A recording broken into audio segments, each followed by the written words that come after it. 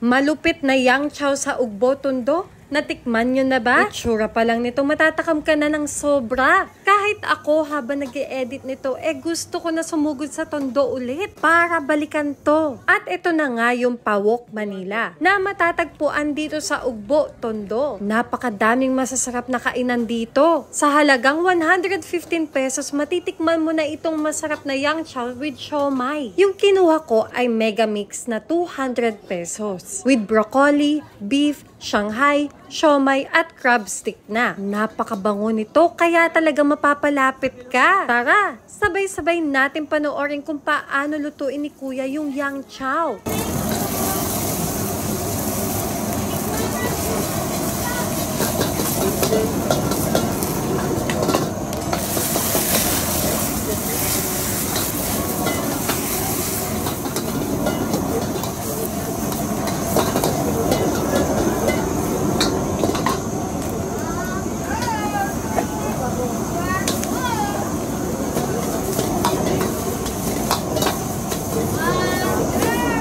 Number 11.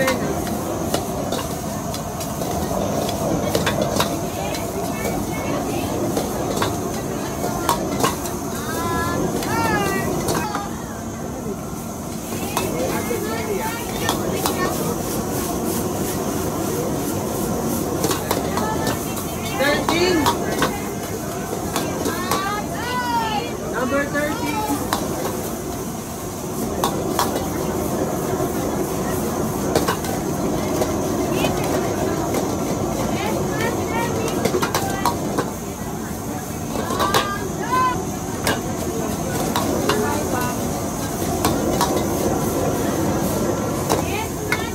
So, ayan. Ready na yung yang chow. Kainin na natin to. Mainit-init pa yan at sobrang bango talaga. Unang subo.